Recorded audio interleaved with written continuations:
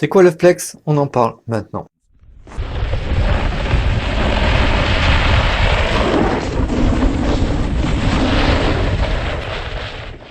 Salut, alors la flexibilité ou le flex pour les amis, en fait, c'est la capacité d'une planche à se déformer sous une contrainte et aussi, sous-entendu, à relâcher cette contrainte une fois que la pression est libérée. C'est un peu comme en fait avec un arc, hein.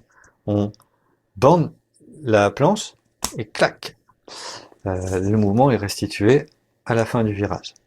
Alors la source du flex, l'origine du flex, c'est pour ça que j'ai du bois là, c'est le noyau. Ça dépend en fait du bois de votre noyau et des matériaux qui ont été choisis, des essences qui ont été choisies. Alors le choix, c'est une question de compromis. Donc soit on va rechercher un noyau qui sera souple, donc ça va nous donner une bonne accroche même sur le relief bosselé, parce que la planche va s'adapter à tout relief. Soit on va chercher au contraire de la rigidité, donc là on aura de la super accroche sur neige dure. Et en fait, si on gagne sur un point, on perd sur l'autre. Voilà. Souple, on va aussi avoir beaucoup de tolérance aux erreurs de glisse, hein, et avoir des facilités à passer sur tous les terrains, même bosselés. Et si on est rigide, on va avoir beaucoup de rebonds en fait, et beaucoup de restitution en fin de courbe. On prend le virage, en sortie de virage, il y a moins de force, et clac, ça restitue. On va en reparler de la restitution, c'est assez complexe. Donc ça c'est typique justement de la glisse coupée, c'est plutôt pour les niveaux avancés, donc on y revient juste après. Bref, là c'est pareil, si on gagne en tolérance, on perd en restitution en fin de courbe et inversement. Donc c'est une question de compromis. Alors au niveau débutant, on va privilégier la souplesse, parce qu'on n'a pas besoin de restitution. Par contre, on a besoin de tolérance. Idem en figure, où les atterrissages peuvent être foireux, donc on n'a pas besoin que la planche, elle nous ramasse ou elle nous renvoie dans une direction un peu trop violemment. Par contre, en piste, au niveau expert, là, ou même en hors-piste, la tolérance, on n'en a pas besoin, on n'a pas envie, justement. Par contre, la restitution, on adore ça. Donc voilà, ça dépend du programme. Tester le flex, c'est une manière de connaître l'état de la planche, est-ce qu'elle est encore en bon état, ou de deviner son programme si par exemple on n'a pas d'informations dessus, si par exemple on va acheter d'occasion ou on trouve une planche récupérée. Tester le flex, ça suffit pour déterminer quel est le programme. Donc là c'est simple, on pousse et on relâche progressivement et d'un coup pour essayer de ressentir le comportement. On l'a déjà fait ensemble dans les premières vidéos, donc le test on le fait à moitié, à un quart, donc en gros le programme pour une planche débutant ou un ski débutant, c'est à moitié, ce sera souple, et à un quart, ce sera souple. Idem pour figure tout niveau. Voilà. Intermédiaire, niveau intermédiaire, à moitié, on va commencer à chercher la rigidité, et à un quart, on cherche encore la souplesse. À niveau avancé, on va chercher du très rigide au milieu et du très rigide à un quart. Voilà, on teste aussi à trois quarts, schlack. C'est en inversant la planche, notamment si on veut tester une planche neuve ou d'occasion, voilà, c'est bien d'essayer de ressentir s'il n'y a pas éventuellement un comportement anormal ou un noyau pourri, quelque chose comme ça. Voilà. Donc pour des skis, c'est simple parce que si on détecte quelque chose, on peut comparer avec l'autre ski et être sûr que ça va bien.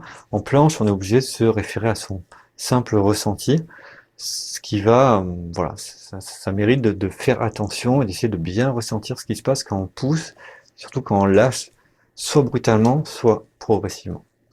Dans le cas d'un noyau en bois, le flex qu'on a, en fait, c'est un flex qui est très progressif à la poussée.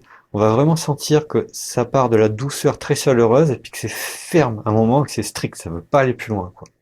Et le rebond, alors, boum, il est hyper instantané, hyper dynamique.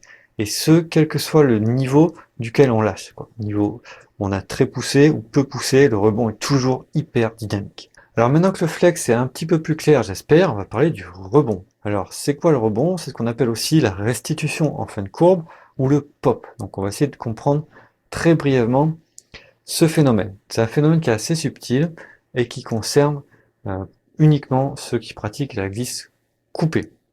Alors, le principe c'est simple, c'est qu'en fait, une planche, elle subit le poids du glisseur qui est dessus. Et en fait, quand on fait un virage bien coupé, il y a beaucoup de force, en fait, c'est exactement la même force qui nous pousse sur le côté dans la voiture dans un virage, la force centrifuge, ça va compresser, comprimer, appliquer de la force sur la planche qui va vraiment se plier, se creuser, et c'est même assez impressionnant de voir à quel point une planche peut s'écraser comme ça. Et en fait, en sortie de virage, la force centrifuge décroît, donc l'arc se débande, hein, la planche se relâche, ce qui va provoquer un mouvement du glisseur vers le haut. Vous voyez là mon élastique, enfin ma fixation, hein, qui me permettait de faire jouer avec mes mini-skis. Mon élastique là, il baisse, et puis là en sortie de virage, hop, il monte. Et en fait, c'est quelques centimètres, mais c'est quand même de l'énergie. C'est quand même de l'énergie. En fait, dans le virage, on accumule de l'énergie, en sortie, on décharge, ce qui nous soulève de quelques centimètres. Donc là, la planche, elle reste bien à la même place, mais mon petit élastique, mon glisseur qui est dessus, là, hop, en sortie de virage, il va monter gratuitement de quelques centimètres.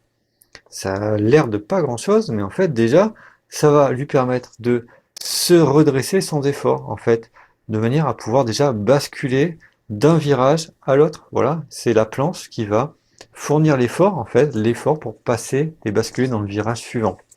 Voilà. Et en plus, c'est un peu comme si on avait le droit à un petit bonus de nouvelles pentes après chaque virage. En fait, sans que ça coûte ni énergie, ni effort. C'est un effet que peu de gens parviennent à exploiter, c'est assez subtil, mais ceux qui arrivent vraiment à utiliser ça et à relancer, à impulser de la vitesse grâce à ça. C'est vraiment très très impressionnant. Donc grâce au flex latéral, donc il n'y a pas que ce flex principal, la planche se déforme aussi latéralement. Alors certains luttent contre ça, c'est assez bizarre, parce que ce flex, déjà il est intéressant en soi, il va donner un pop, il va permettre de redresser un petit peu le glisseur, on va gagner quelques millimètres, quelques centimètres, mais en plus, ce flex, il a un degré de contrôle sur le flex principal. C'est-à-dire, il va nous aider en fait, à donner l'impulsion sur la pédale. Est-ce que ce flex, tac, je le veux, qui se restitue d'un coup, ou en douceur? C'est très subtil, là, on rentre un petit peu dans des choses plus subtiles, mais c'est ce qu'on appelle par exemple l'appui talon en ski, ou le contre-appui en planche, bref. Ça aide à relâcher un petit peu cette pression, un petit peu comme on en a envie. Si on a par exemple envie juste de se balader ce jour-là, ou si on a envie d'aller plein pot et de relancer, de remettre des watts à chaque sortie de virage. Voilà, si on est plutôt balade ou plutôt sportif. Et voilà, donc bon, c'est ça le flex. Voilà, la difficulté, c'est une fois soulevé, ben, comment on utilise cette énergie. Et ça, c'est assez difficile, c'est une autre histoire, et puis on en reparlera peut-être un de ces quatre. Voilà, alors attention à pas confondre le fameux flexion-extension que vous avez peut-être déjà entendu dans les vieux films, ça c'était du temps où on skiait avec des skis droits, hein, ça n'a rien à voir avec le flex ici. Voilà, en ces temps-là, en fait, on provoquait justement un mouvement vertical, non pas en laissant la planche nous remonter, mais en utilisant les muscles, en poussant sur des bâtons. Aujourd'hui, on fait plus ça, c'est terminé, voilà, merci, adieu.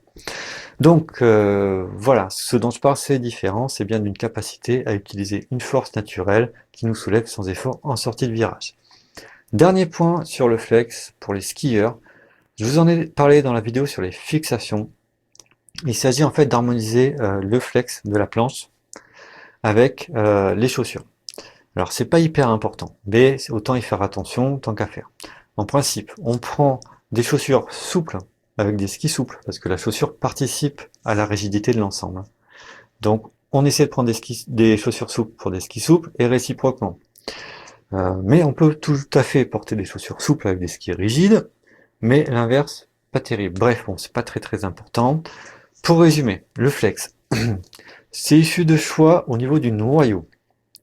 Hein. C'est la dominante du comportement d'une planche, c'est un petit peu sa chaleur, sa nature, et il doit être adapté en fonction de son niveau, ou de sa pratique, ou de ce qu'on aime. Voilà.